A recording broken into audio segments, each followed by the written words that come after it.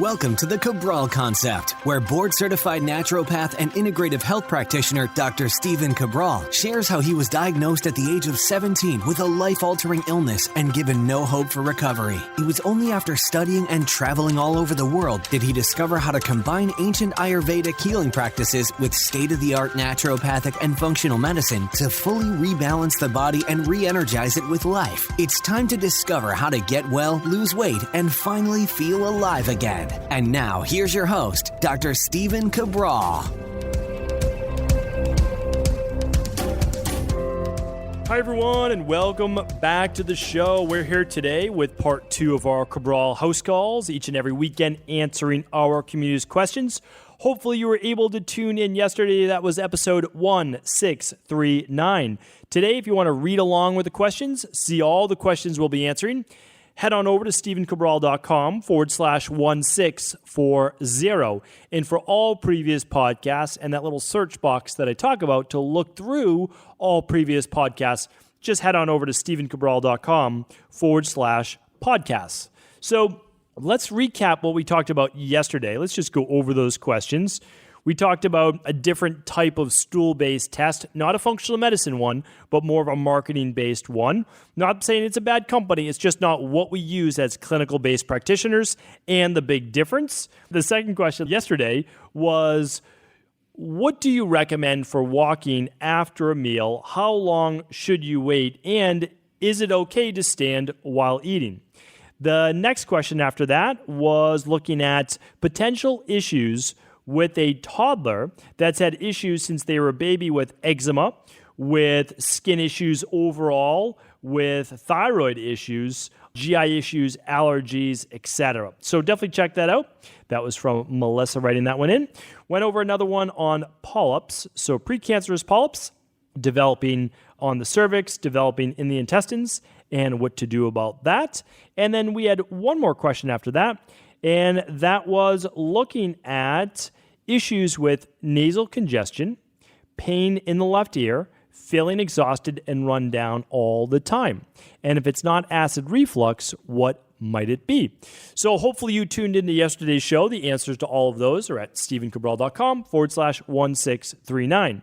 Today, again, we'll be at 1640. That's the episode number. And what I always like to share, because it is our legal disclaimer, that we are not diagnosing disease on this podcast. We're not curing disease on the podcast, and we are not providing treatment protocols on the podcast, because that is only for a licensed medical doctor in your own state to be able to do. So that's the disclaimer. That's what we share with you. However, what we do on this show is we share with you all of the potential underlying root causes, all of the issues that keep people from being well, from losing the weight, and from living longer, stronger. So if you believe a disease is simply a name of a host of symptoms given to you so that you could be supplied with some type of medication, well, there is that. And here's what we do. We look at what are the different reasons as to why that dis-ease in the body may manifest itself in the first place. So it's always a fun ride being able to explore these questions. They come in again, and they've come in over the past couple of weeks and months, and I'm happy to get to those now. This first one is from Kelsey, coming in on July 9th. So Kelsey says, people always say they're doing fasted cardio while drinking pre-workout drinks. That's not considered fasting, though, is it? And do you recommend branched-chain amino acids for any of your clients? Okay, it's a great question. I've definitely have answered this before. You can find all the answers before at stephencabral.com/podcast. Let's just do an example, Kelsey. So let's head over to that page. I'll type it in myself in real time. You can probably hear me typing on those keys, hunting and pecking and smashing the keys. Okay, so here we go. We're going to type in BCAA, and let's see if any podcasts pop up. And I can put that in quotes if too many pop up as well. All right. So let's put that in quotes, branched chain amino acids. We're just doing BCAA. And let's see if any podcasts pop up. All right. So we have 3. Answered that on 045, 474, 667, and 1465. But I'm going to give you a short answer to this as well. Okay. So the first one is this. Well, here's why I'm giving the answer. Because just like paleo, who even knows what paleo is anymore, right? It starts out as one thing. The popular media and industry get a hold of it, and it becomes all sorts of other things. Like there's paleo beer. Well, I'm pretty sure Paleolithic people weren't fermenting beer. We certainly believe they were not. Okay, and paleo could contain maybe raw goat's milk in some people's diet. Well, does that necessarily fit? Probably not. They weren't doing farming. So, we look at these things. So if you want to talk about a true fast and fasted cardio, you would wake up and you do cardio without putting anything in your system. Now, if you want to say, well, I just do a black coffee. Technically, if you want to get technical, it's still not fasted cardio. Here's why.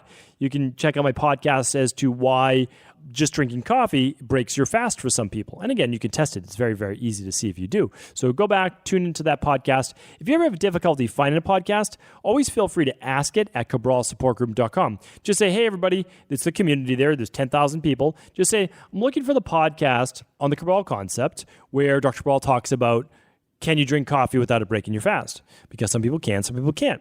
Because even black coffee with no calories can still break your fast because it can spike glucose in some people, and I explain why on the podcast. Okay, so branched-chain amino acids is certainly not fasted cardio because your body is able to use those as needed, actually through a process called gluconeogenesis, and it could actually use that for fuel.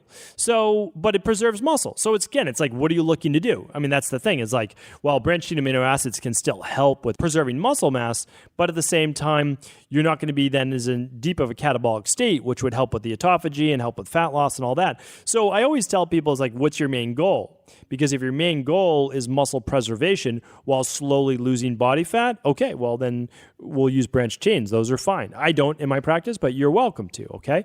And then if you're looking simply to lose weight overall and you're more of an endomorphic body type, I would not use them. I would just say, okay, fasted cardio alone. So now, do I recommend branched-chain amino acids in my practice? Almost never. I mean, really, almost never. You can make a case for people that are doing more bodybuilding and looking to put on the most muscle mass possible.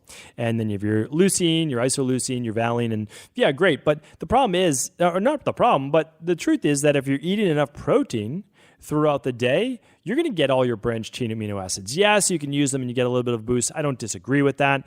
But the people that I'm working with are not typically bodybuilders, or they're bodybuilders actually looking at all of their labs with digestion and hormones and all of that.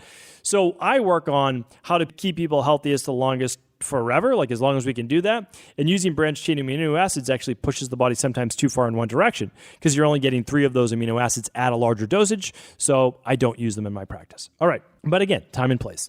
Lal's up. I've seen Lal's name a couple times now. All right, so Lal is saying, hi, Dr. Cabral. I'm wondering what your take on some of the medical medium information is. So I've read and listened to your podcast about celery juice. What about him saying we should be grazing throughout the day for our adrenals? I know you say we should switch to 3 meals per day. Why the difference? And also, his adrenal snacks always should be potassium, sodium, and glucose. Some examples are dates and celery sticks, apples together as a snack. That's poor food combining, isn't it? What about your opinion on coconut aminos instead of soy sauce? He doesn't believe oxalates or lectins are a problem, or nightshades, or he doesn't believe in testing anything either. But I've been listening to your podcast, and they make so much sense. I'm learning so much. His followers also consume a lot of fruit daily, which I do too, but it doesn't fit into 3 meals per day. Lifestyle, when is it best to incorporate fruit and how? As monomeals to avoid bloating, I'm so confused. I also don't want to get fructose intolerance. Please help. Thank you again for all you do. You're a lifesaver. Lots of love to you, your family, and your amazing team, and all the listeners who want to heal and help others. Thank you, Lyle. I really appreciate that. That means a lot. And the same to you. So, I mean, again, people ask me about the medical medium all the time. I've answered so many times on the medical medium. I think Anthony William is great.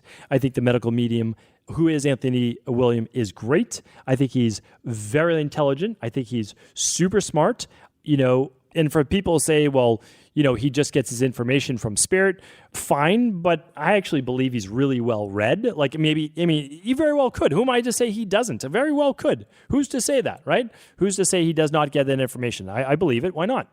So, but here's the thing. I also know that he's very well read. So, but there's layers to this, right? So, you have to graze all day if you're only eating fruit and veggies. You have to. Because fruit is digested and assimilated within 30 minutes, 60 minutes maximum. So blood sugar goes up, blood sugar goes down, blood sugar goes up, blood sugar goes down. So you need constant fuel. That's the thing. Like, that makes sense. So if you are on a medical medium-based diet, you can't do 3 meals per day. You're not going to do that. You're going to graze throughout the day because you constantly need to keep your energy up because you don't get enough protein, fat at one meal just to kind of stabilize that. That's the truth. That's kind of irrefutable. Like, you digest carbohydrates much faster than protein. Protein is a higher thermogenic-based food. So if you are on more of one of his cleanses, which are fruit-based, and there's some veggies in there, then, and some people get great results on it, then okay. Yes, you're grazing throughout the day, because if not, you're going to have a total lack of energy, your blood sugar is going to drop, and then you know what happens? Well, you start to produce what? More cortisol, which taxes your adrenals more. But that doesn't mean that that's the only way to live, right? I would say contrary to that, right? Contrary to that after a while, you should be able to stabilize your blood sugar levels. I think that's super important. And also, if you do have more food coming in, it's just the digestive system's on. Now, it's easier to digest fruit, so I'm not going to deny that. Like, he's not saying eat beef jerky all day long, because I would say I don't agree with that. But some people can do well on this, especially for a burnt-out ectomorph with very weak digestion. But he doesn't believe in testing. I mean, I think it's just because he doesn't do testing, right? Like, it's nothing against him. I think he's a great guy. I think he's brilliant. So I never wanted to get back to him that I don't think he's great. He's fantastic. I'll probably have him on my podcast one day. So that's that. I mean, what I do is a clinical perspective. I can tell you exactly what foods you're sensitive to. I can tell you exactly what your blood sugar is. I can tell you exactly what your adrenals are doing. So I can tell you exactly what it is. And when you're doing the programs that he's giving you, you're doing it what you believe it to be. And again, I don't have an issue with that either. So again, like, if you're getting great results, you're getting great results. But also, what are we going to do in the long term? Are we only going to eat this way in the long term? Because it is more catabolic. So you get that cleansing effect in the beginning. But again, it can be more catabolic. And are you ever then repairing the gut? Are you repairing all of the things that you're looking to do? So hopefully that helps. Okay, Lal's up again. Hi, me again. I'm sorry, I forgot to ask. Medical Museum also says not to eat protein or fats, at least not until dinner, or avoid them altogether. I used to eat like that, but now I add them in the afternoon or evening, but I've gained weight, fat around the belly, and started overeating a lot. Could you please explain more about that and what to do? I'm predominantly a Vata. Thank you again. Have an amazing day, everyone. All right. So if you are going to be on a completely vegan-based diet, which I fully support, and you are not going to eat, and I'm assuming he's saying don't eat any animal-based proteins. I'm assuming eventually you're going to get some beans in there or chickpeas, like there is some real protein, because as I said before, 20 plus cups of broccoli to get some of the minimum protein requirement for the day. It's challenging, right? That's super challenging. And I would be careful that you don't become too catabolic as a Vata. Now, as a Vata, especially if you haven't challenged your body with any heavier protein lately, it's going to be a whole lot harder to digest those as well, because your body would not be used to and accustomed to making as much stomach acid. So, and then just get back to your last question, the sodium, potassium. Yeah, sodium, potassium is what helps the adrenals for sure. Sodium, potassium, but so does calcium, magnesium. I mean, they use all 4 electrolytes. So it's not just sodium, potassium. It's just that your adrenals, it's actually your hypothalamus that tells your pituitary gland to tell your adrenals to produce the mineral corticoid aldosterone. And aldosterone helps to regulate potassium and sodium, right? Typically sodium sparing and potassium dumping, but we won't get too deep into that right now. So that's that. Earlier in the day, what do I recommend? Smoothies, right? I recommend a very easy to digest breakfast, a cleansing in air quote breakfast. So just look up my podcast on the best breakfast that you could make in the world. And I give you all the different components and why it should be easy to digest, why it should be more fruit-based, without a doubt, smoothie-based, so liquid-based, all that good stuff. So I don't think we disagree too much there. Okay, Nick's up next. Okay, Nick says, I have nystagmus, acquired last 5 years, and suffer from cerebrum ataxia. Can you recommend diet to assist, and maybe what not to eat or anything else? All right. So Nick, thank you for writing in. Of course, I want to help you. Let's just make sure we understand this is a medical-based condition. It's a diagnosed-based condition. And what we're looking at is there might be damage to a specific part of the brain. So this should be overseen by a medical doctor, but I'd be happy to pass along some tips to you. So one of the big things that we look at is your omega-6 to omega-3 levels. We want to make sure that there's no heavy metals in the body, for sure. This can be a big issue, especially copper toxicity, aluminum, mercury, etc. And we also want to just make sure that we're lowering inflammation in the body to the greatest degree possible, oftentimes looking at gut-based issues.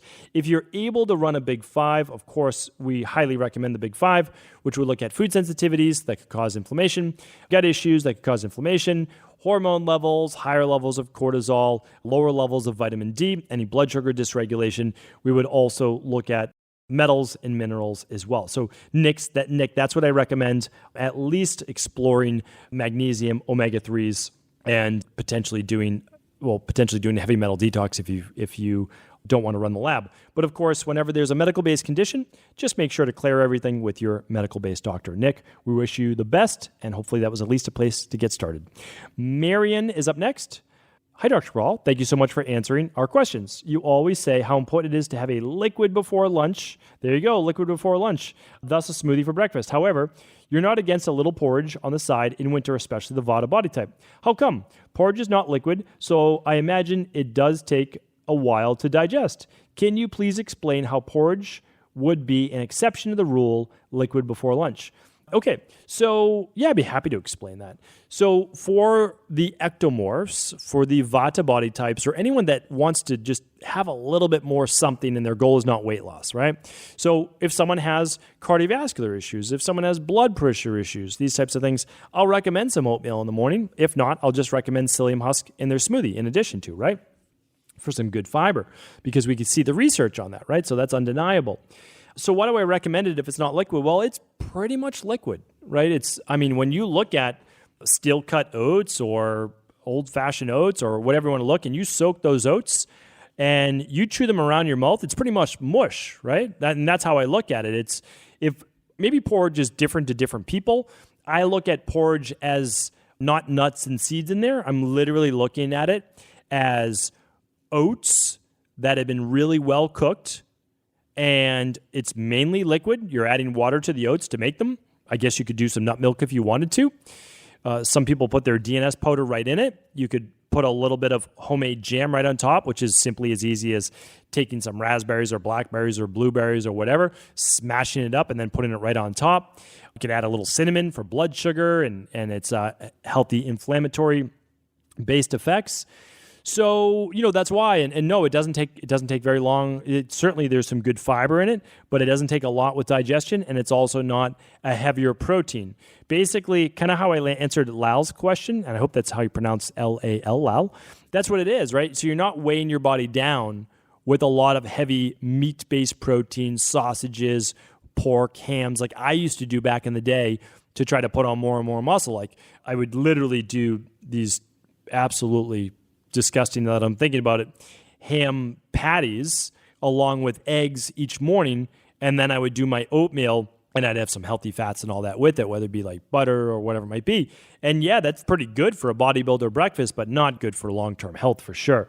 You can't do that 3 times a day, and I used to eat 5 to 6 times a day. Well, there you go. Hopefully that helped, Marion. Thank you for writing in. And again, I still consider that the liquid before lunch. That's super easy to digest and a lot of fiber, so not going to spike that blood sugar to the same degree. But again, you can test that. All right, Alyssa's up next. Hi, Stephen. I love listening to your podcast, so informative and trusted sources to gain amazing information about my health and wellness. So I am equipped today be my overall health advocate. Oh, so you're equipped today to be your overall health advocate. Absolutely. That's what we want. I'm interested in hearing your take on cold showers, cold plunges, and the overall benefits you feel from these types of therapies. I have hypothyroidism, TSH-based issues. I've given myself 30-day cold shower protocol, working my way up to 7 to 8 minutes as my goal, and I've been feeling great. But some feedback would indicate that the stress of the cold could increase the stress on my body, which may not be great for someone with thyroid issues. My take is that I'm teaching my body how to stay calm when stress is induced to build my stress tolerance. So I'm wondering, what is your take, especially on this with a thyroid issue? Can you explain overall benefits of cold therapies, and why does it seem to not have any great studies to back its findings? Is it all a mental game? Sorry, throwing a lot out there, but I'm so intrigued and want to find out your thoughts. Be well, and thank you for sharing your knowledge with us. Alyssa, thank you for writing in. You wrote in on July 12th. I've absolutely answered this on the podcast. I don't mind you writing in. I just want you to know that it's already there And what I'm going to do is type this right into stevencabral.com/podcast. Scroll right up, get rid of that little box, type in the search box. I typed in cold therapy, and I've got a bunch of podcasts pop up somewhere around 10, which means I've talked about it on 10 shows.